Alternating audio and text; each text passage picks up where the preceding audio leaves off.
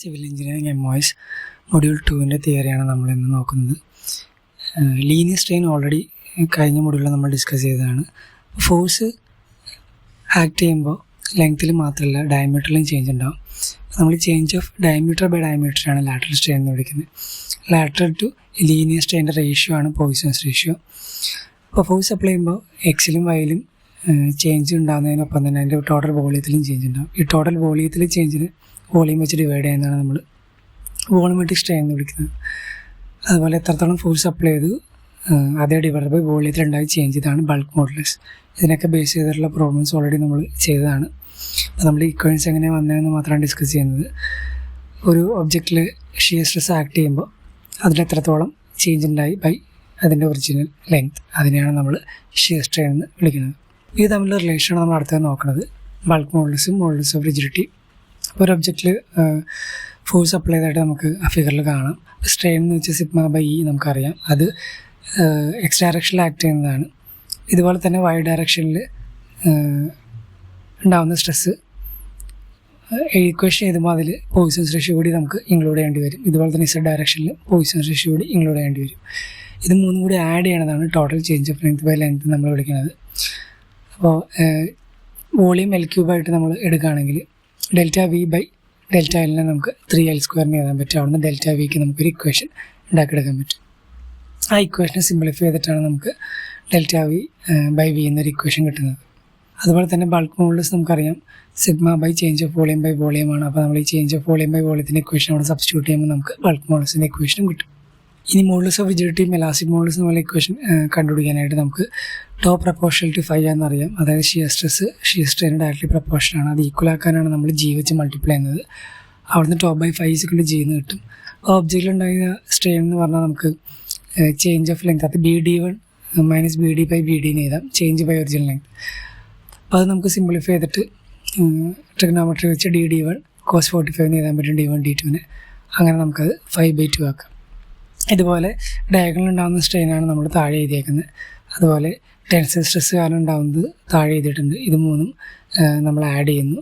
എന്നിട്ട് നമ്മൾ മുകളിലെ tau by phi equal G എന്നുള്ള ഇക്വേഷനിലേക്ക് സബ്സ്റ്റിറ്റ്യൂട്ട് ചെയ്യുമ്പോൾ നമുക്ക് ജിയുടെ ഇക്വേഷൻ കിട്ടും.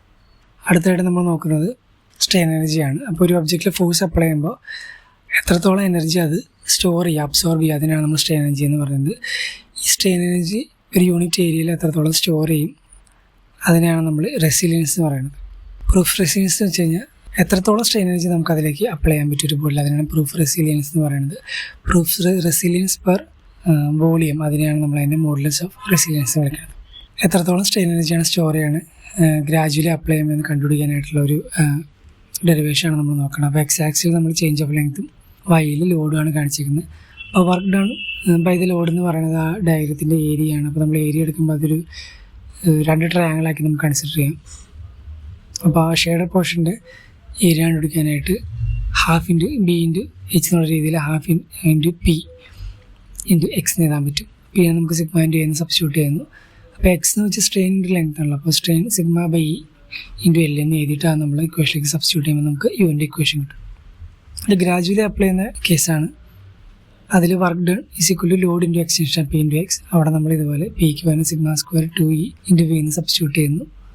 അങ്ങനെ നമുക്ക് അതും മോഡൽ ഇക്വേഷൻ ഡിക്വേറ്റ് ചെയ്യുമ്പോൾ ആണ് സിഗ്മയുടെ ഇക്വേഷൻ കിട്ടുന്നത്. അതുപോലെ ഇമ്പാക്ട് ലോഡിൻ്റെ ഇക്വേഷനും ഷിയർ സ്ട്രെസ്സിൻ്റെ ഇക്വേഷനും നമ്മൾ എഴുതി വെച്ചേക്കണം. ഇനി ഇമ്പാക്ട് ലോഡിൻ്റെ ഡെറിവേഷൻ എങ്ങനെയാണ് വരുന്നതെന്ന് വെച്ച് കഴിഞ്ഞാൽ നമുക്കറിയാം എനർജി ഗെയിൻഡ് ബൈ സിസ്റ്റം എന്ന് പറയുന്നത് സ്ട്രെയിൻ എനർജിയുടെ ഫോമിലായിരിക്കും. അത് half into P into delta എല്ലാണ്. അപ്പോൾ പൊട്ടൻഷ്യൽ എനർജി എന്ന് വെച്ചാൽ half into B into H ആണല്ലോ. അത് നമുക്ക് W into H plus delta എന്ന് എഴുതാം. അപ്പോൾ എനർജി ഗെയിൻ ചെയ്തും പൊട്ടൻഷ്യൽ എനർജിയും ഈക്വലാണ്. അത് ഇക്വേറ്റ് ചെയ്യുക. നമ്മൾ അത് ഇക്വേറ്റ് ചെയ്തിട്ട് പിക്ക് സിഗ്മ ഇൻറ്റു എന്ന് സബ്സ്റ്റിറ്റ്യൂട്ട് ചെയ്യുക. എന്നിട്ട് നമ്മൾ റീഅറേഞ്ച് ചെയ്യുമ്പോൾ നമുക്കതിൽ ആ ഇക്വേഷൻ കിട്ടും. ഒരു തിൻ സിലിണ്ടർ എന്ന ടോപ്പിക് കൂടി നമ്മൾ പ്രോബ്ലം പഠിച്ചിട്ടുണ്ടായിരുന്നു. അതിൻ്റെ ഇക്വേഷൻ എങ്ങനെ വരുന്നതെന്നാണ് അടുത്തത് നമ്മൾ നോക്കുന്നത്. അപ്പോൾ റേഡിയസ് കമ്പയർ ചെയ്യുമ്പോൾ തിക്നെസ് ഭയങ്കര കുറവാണ്. അതിനാണ് നമ്മൾ തിൻ സിലിണ്ടർ എന്ന് പറയുന്നത്. എത്രത്തോളം റെസിസ്റ്റൻസ് ഫോഴ്സാണ് അതിൻ്റെ ഇൻറ്റേർണലി ആക്ട് ചെയ്യുന്നത് അതിപ്പോഴും അതിൻ്റെ വെർട്ടിക്കൽ പ്രഷർ ഫോഴ്സിന് ഈക്വൽ ആയിരിക്കും. അത് ഇക്വേറ്റ് ചെയ്യുക, അതാണ് നമ്മൾ ചെയ്തത്. അപ്പോൾ റെസിസ്റ്റൻസ് ഫോഴ്സ് എന്ന് വെച്ചാൽ circulation stress into resistance area that is equal to pressure into projected area. അപ്പോൾ stress sigma area 2TL that is equal to P into DL. അത് ഇക്വേറ്റ് ചെയ്യുമ്പോൾ നമുക്ക് സിഗ്മ സിയുടെ ഇക്വേഷൻ കിട്ടും.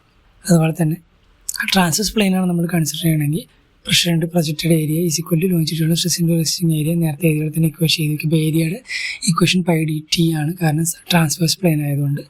That is equal to P into pi by 4 d² ചെയ്താൽ അവിടെ നമുക്ക് sigma സിയുടെ ഇക്വേഷൻ കിട്ടും.